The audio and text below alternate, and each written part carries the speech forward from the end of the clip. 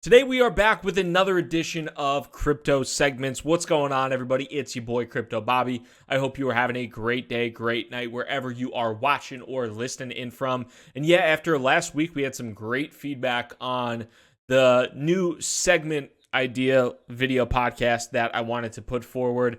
Brainstormed over the week, had some new ideas here for segments, and wanted to get the ball rolling and keep the process moving forward here. If you are new to the channel, by any chance, make sure to hit that subscribe button, the notify bell. If you've been here for a while, which most of you have, hit that like button. Thank you so much for that. So with all of that being said, I had a couple new ideas for some segments, and we'll have a couple repeated ones as well. First one we're going to get into is the underrated story of the week, which goes into crypto volume in total and why, really in general, the coin market cap volume. I think a lot of people chart it and look at it and talk about coin market cap volume. It's mostly garbage. It is hot garbage. So we'll talk about that. Also want to talk about the prestigious award-winning shitcoin of the week. So I'll keep you on the edge of your seat for that. We got a new segment coming up, Fallen Soldier, so we'll get into what that is later. And then another new segment, you think, borrowing that / stealing that from my favorite podcast out there. Pardon my take. Shout out to any award-winning listeners out there as well. But yeah, we have an you think segment that will be coming up as well. So for the underrated story of the week, and this actually came out today on March 18th, but for the underrated story of the week, shout out to The Tie. And they put out a research report, or really an Google spreadsheet that a bunch of people can take the time to read through, walk through, and look at, and then a tweet storm that went with it. And the large-scale premise of this spreadsheet and tweet storm was looking at what they considered to be likely real volume trading in cryptocurrency exchanges, and how a lot of the represented volume on CoinMarketCap essentially is mostly either suspicious or bogus. And we've talked about that before. You know, there's a lot of shady stuff that happens on CoinMarketCap, at least in my personal opinion, or shady data that gets represented. People game data, and people try to suck users in. And this is a really good example of that. And if we pop over to the spreadsheet that The Tie listed, they actually listed the top 100 exchanges by reported volume, and then they looked at the expected / reported volume, and anything in red they claim to be a high potential of fake volume, and the exchanges that are in the green are what they would consider to be more likely normal volume, or a higher percentage of real volume. And when you look at this, in the top 10 on CoinMarketCap, the only exchange that they have that is listed that they expect to have really a low potential for fake volume essentially is Binance. BitHum, BitMax, OKX, DigiFinex, BitZ, ZB.com, ZBG, BW, and Coinbene all have suspiciously low, basically suspiciously high potential for fake volume, and something that I think you should be aware of, especially if you are taking any of this data into consideration. If you scroll down, a lot of the exchanges that you'll notice, many of them that are in the green either require some level of KYC or very, very strict KYC, such as if we see Bitfinex, you can see Bittrex, you can see Bitstamp, Kraken, Coinbase, a lot of the exchanges that are based in the United States that have to abide by very strict restrictions. And then you can see a lot of the fake accounts, or a lot of the exchanges that have a high potential for fake volume are listed in jurisdictions that maybe don't have the levels of restrictions that places in the United States might. Although when you look at Binance being in the top 10, really top 5, not being based in the United States at all, and basically avoiding the United States in many respects, the fact that they're kind of represented so highly is a positive thing, I think, for Binance when you are looking at real volume. So the key takeaway to this is, with the data that The Tie put forward and the amount of what they consider to be suspicious volume, if you look at CoinMarketCap, the average reported daily volume right now is about $15 billion, about $15.8 billion. But if you remove that suspicious volume, the actual real volume, or what they would consider to be the likely real volume, is only about $2 billion across the top 100 exchanges. And again, I think this is something that a lot of people have suspicions about. Granted, this is suspicious. I think this is something a lot of people have suspicions about, but good to continue to see data confirming places that you might not want to trade on because there is a high likelihood of fake volume and your orders might not be treated as well as they would be elsewhere. Now, for the much desired, very prestigious award of Shitcoin of the Week on the new Crypto Bobby segments, we have to give a shout out to Bitcoin SV. Now, if we pop over to On-Chain FX at first, we'll look at the assets with large to medium caps. And if we look at the 7-day change, last week we looked at a shitcoin which had reduced its value significantly. We also looked at the pump of the week. Now this week, the cryptocurrency market as a whole has performed pretty well. The 7-day change, Bitcoin Cash, BCH, itself is actually up about 24% this week in the large caps. But if we look down, there's only out of the, let's say, 55 mid to large cap cryptocurrencies, only 4 are in the negative in the past 7 days against the USD, being Theta Token, Steam, Icon, and Chainlink just being below, just being in the red. So we had to take a step back and we had to look about what happened in the world of cryptocurrency in the past week. And in my years in crypto Twitter, which has not been that long, it's been like a year and a half, but in my years in crypto Twitter, I have never seen a tweet go as viral in crypto world and in the regular world as this tweet from Isabel Woodford, who is a writer in the crypto space. And the tweet itself is, "How old are these girls, sir?"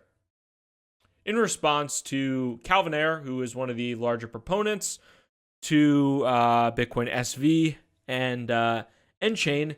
And the tweet is, "Drinking rum with Cuban dance team in Havana." Now, I, for one, have never made a joke in my life, nor will I make any jokes, comments, or accusations about a certain Cuban dance team that may or may not have been drinking Havana Rum with Calvin Ayre. I will not do so. That will not happen. Much of the reason that there will be no jokes made is because Calvin is now getting certified ID copies of all the legal adults at that pool party, so his legal team will be having fun with lawsuits. And because of all of this, no accusations, no jokes, and having everything completely unrelated to the set of circumstances involving a Cuban dance team and Havana Rum, Bitcoin SV, Bitcoin Satoshi's Vision, the original, the real Bitcoin, is the shitcoin of the week. And again, this has absolutely nothing to do with the most viral tweet that happened in crypto's history, has nothing to do with a Havana Cuban rum drinking team, yada, yada, yada. Has nothing to do with any of that. Out of a set of unique, interesting circumstances, I took a dart and threw it against the board and picked a random thing on CoinMarketCap, and because of that, Bitcoin SV, Bitcoin Satoshi's Vision, the real Bitcoin, is indeed the shitcoin of the week. So moving on to something that actually does not involve the age of Cuban dance teams and Havana Rum and legal drinking age and things of that nature, getting into the actual interesting things, we got to go to the hot take of the week. And this is a spicy hot take that I think might trigger some true hardcore Bitcoiners and maybe might make some other people think, but nonetheless, it's a very hot take. It is a very spicy take. And this one is coming straight in from Evan Van Ness at Evan_Van_Ness. Somebody who is very prominent in the Ethereum community, maintains the Week in Ethereum newsletter, which is one of the better newsletters out there if you are interested in what's going on in the Ethereum ecosystem. So obviously has a different outlook on the cryptocurrency world. And Evan's tweet says the following: "People ask me why I could never be a Bitcoiner. It's because everyone knows there is no way Bitcoin can survive with a 21 million supply cap. Yet Bitcoiners pretend that 21 million is possible, and thus Bitcoin is sound money. Bitcoin is not sound money, inflation is inevitable. And this is obviously a controversial subject because when you look at the argument around a lot of the Bitcoin kind of maximalist perspective, or just people that are very passionate about Bitcoin as sound money, much of that argument is due to the fact that, yes, we know what the inflation schedule is. We know that the supply is going to be capped at 21 million coins. And because of that, nobody can ever issue more Bitcoin. And this is going to be a very predetermined aspect, unlike how governments issue money, how central banks issue money, where they just do things willy-nilly and do things however they'd like to do so. And I think that this is, there's a, every once in a while on Twitter, you see the start of a discussion around what happens when Bitcoin does hit its hard cap limit of 21 million coins. Are the fees from transactions going to be able to satisfy the profit demand for miners? Are they going to be able to incentivize enough security on the network, or is something else going to happen? And I do think it is a really interesting debate beyond just this tweet, but just the way in which I think this approaches things is enough, in my opinion, to really earn the hot take of the week, because for many people, insinuating and implying that Bitcoin is going to exceed 21 million as its cap is basically heresy, and they'll go after it with a pitchfork and steak knives and lots of other things. So would love to hear your comments as well. Do you think that, whether on Twitter or on YouTube, when you look at Evan's tweet, do you think that Bitcoin will ever exceed 21 million as a supply cap sometime in the future, or do you think that this is the most ridiculous hot take ever and that it is just outrageous and idiotic? Love to hear it. Now, in a very special new segment, we have Fallen Soldier. What exactly is Fallen Soldier? Well, we have to take a look at somebody who perhaps rose to prominence, rose to great fame during the crypto bull market, kept up for quite some time, and perhaps at some point or another, due to extenuating circumstances, due to doxing a female, due to whatever it might be, faded away and is no longer with us at this point in time. Maybe they can come back to life. Maybe they can't. Who knows? But at this point in time, we have a fallen soldier. And in this first fallen soldier, we have to pour one out for our friend, Silicon Crypto. Now, everybody knows that the light that burns twice as bright burns for half as long. And after what might be considered a crazy bit of time on crypto Twitter in late January, in February, it has been quite some time since we've heard from our favorite Elliott Waves specialist. And because of that, I need to take a little bit of pause, and remember our good friend, for the time being, Silicon Crypto. And for our last segment here, shout out to Pardon My Take for this one, but we're going with, you think? And with, you think, we're going with something that is incredibly blatantly obvious, yet we're still proving it with data and other aspects. And maybe you wanted to go with, you think, for the fake volume, but instead, today, we're looking at token sales. And this one comes in courtesy of Fundstrat, as well as Rebecca Ungerino, who is a reporter at Business Insider in markets there.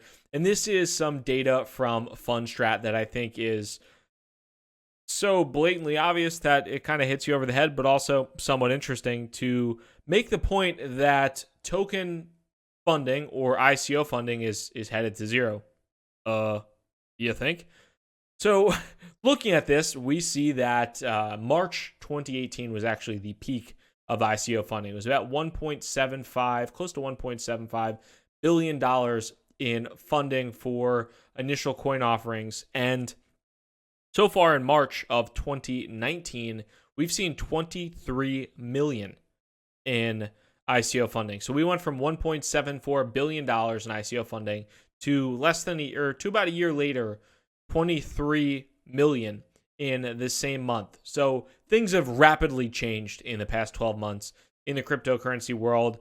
ICOs went from the hottest things around, where people were making incredible fortunes and making tons of money, and there were incredible scams and all types of things, to now basically being a non-industry, a really not even a way to raise money anymore. One interesting question that was brought up from Elizabeth Stark in the comments to this tweet actually was, does this include SAFs, which are one of the more popular ways to fund tokens at this point in time, and also were during the ICO boom as well. But does that include SAFs? Not exactly sure at this point in time, but still, nonetheless, you see a incredible drop in the overall money being raised via token sales, and essentially the ICO industry being dead. Going back to the original thought of the segment, you think? So that basically concludes our second edition here of crypto segments on the channel. Hope you enjoyed this one as well. If you are new to the YouTube channel by any chance, make sure you hit that subscribe and notify bell so you get these videos as soon as they come out. If you've been here for a while, hit the damn thumbs up button, hit the like button. Can't even speak English right now. And if you're listening on the podcast right now, always love to see and hear those ratings and reviews. Thank you so much for your time. Crypto Bobby signing out. Hope you have a good one. Peace.